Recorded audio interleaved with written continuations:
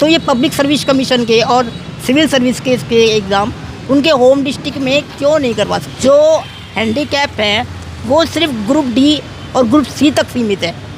Public service commission और civil service उनके लिए है ही नहीं। मेरे साथ स्क्रीन पर आपको एक युवक दिख रहा होगा, आप देखेंगे नाम भाई का देव पटेल है और ज़िंदगी भगवान ने जैसी दी है, शरीर दिया है जैसा, उसके बावजूद ज़िंदगी की लड़ाई लड़ रहा है, ये कामयाबी की लड़ाई लड़ रहा है।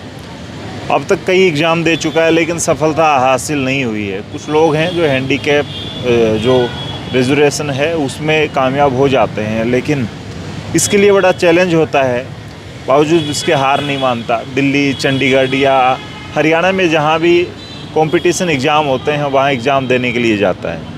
कई बार हार सिस्टम से जाता है और उसकी वजह यह है कि अब इसका चंडीगढ़ में एग्ज़ाम है और भिवानी से इसे कौन लेके जाएगा, क्योंकि भाई बाहर जॉब करता है, मदर फादर हैं वो बुज़ुर्ग हैं, यार दोस्त हैं कभी कभार वो हेल्प कर देते हैं, लेकिन कब तक करेंगे। अब इसकी समस्या ये है कि इसका एग्ज़ाम जब छूटेगा तो वहाँ से चंडीगढ़ से भिवानी वापस आने के लिए इसको कोई व्हीकल नहीं मिलेगा। ट्रेन जो है वो 5 बजे की है और एग्ज़ाम इसका 5:20 पर समाप्त होगा। तो सारी बातें जो है वो अभी देव पटेल से जानते हैं और किस कॉन्फिडेंस के साथ ये जी रहा है, वो चीज़ें मैं उन लोगों के लिए मोटिवेशन के लिए ये चीज़ लेकर के आया हूँ कि भगवान ने ये आकृति इसे दी है, उसके बावजूद भी ये हार नहीं मान रहा। तो देव भाई आपका स्वागत है। और क्या मुद्दा क्या है ये? अमन भाई, मेरा एग्ज़ाम है ATO का, HPSC का अंडर जो कंडक्ट कराती है। तो मेरा कहना ये है कि चंडीगढ़ से जाने के लिए ट्रेन तो दे दी, एक आप जा सकते हैं, पर आने के लिए क्या करें? 5 बजे की लास्ट ट्रेन है और उसके बाद कोई ट्रेन नहीं है, तो आने का कैसे होगा? 5:30 बजे एग्ज़ाम से फ्री होऊंगा और लगभग आधा घंटा लगेगा पहुंचने में। 6 बजे तक मैं स्टेशन पहुंचा, उसके बाद कोई ट्रेन नहीं है। बस में अगर मैं किसी भाई को लेके भी जाऊं, किसी और भाई को, 11वीं 12वीं का बच्चा ही होता है राइटर बिठाने के लिए, वो बंदा जाएगा, वो मेरे को हैंडल नहीं कर पाएगा। और मदर फादर इतनी एज हो चुकी है कि भाई वो मुझे अब नहीं संभाल सकते, उनकी वो एज नहीं है। उन्होंने अपने दौर में मेरा बहुत किया है, बट अभी वो ऐसे नहीं कर सकते इतना वो। तो मेरा ये है कि जब CET के ग्रुप सी के ग्रुप डी के एग्ज़ाम वो अगर हरियाणा सरकार उनके होम डिस्ट्रिक्ट में कंडक्ट करवा सकती है, तो ये पब्लिक सर्विस कमीशन के और सिविल सर्विस के एग्ज़ाम उनके होम डिस्ट्रिक्ट में क्यों नहीं करवा सकती?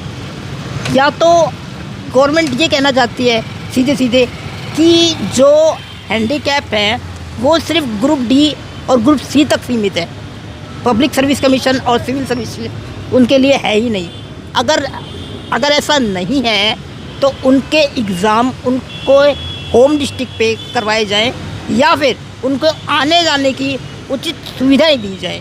मेरा कहना सिर्फ हरियाणा सरकार के मुख्यमंत्री नायब सिंह सैनी जी से सिर्फ इतना ही है। तो अभी कितनी समस्याएं आएंगी चंडीगढ़ जाने में? जा पाओगे या नहीं जा पाओगे? जाने की प्रॉब्लम नहीं है, ट्रेन एकता है, चलिए कोई बिठा देगा, कोई उतार लेगा। अपने हरियाणा के लोगों का इतना अच्छा है सलूक, इतना अच्छा रवैया है, बिहेवियर इतना अच्छा है कि वो लोग हेल्पफुल है हर इंसान की, और आज तक मेरी हेल्पफुल ही रहे हैं मेरे लिए। तो चढ़ने उतारने का काम कर जाते हैं, बट आने के लिए भी तो एक प्रावधान होना चाहिए ना सरकार की तरफ से, जो कि है ही नहीं। तो उस समस्या के लिए मैं एक हरियाणा सरकार से अपील करना चाहूँगा कि मेरे साथ साथ ना जाने कितने ही और हैंडीकैप होंगे जो एग्ज़ाम देना चाहते हैं पर वो नहीं दे सकते क्योंकि आने जाने की प्रॉब्लम उनको फेस करनी पड़ती है। तो मेरा हरियाणा सरकार से अनुरोध है कि प्लीज़ ऐसा मत करें। अगर एग्ज़ाम करवाने ही है, जब से ग्रुप सी के करवा रहे हैं आप, ग्रुप डी के करवा रहे हैं उनके होम डिस्ट्रिक्ट, तो पब्लिक सर्विस कमीशन के और सिविल सर्विस के एग्ज़ाम भी उनके होम डिस्ट्रिक्ट करवाए जाएं।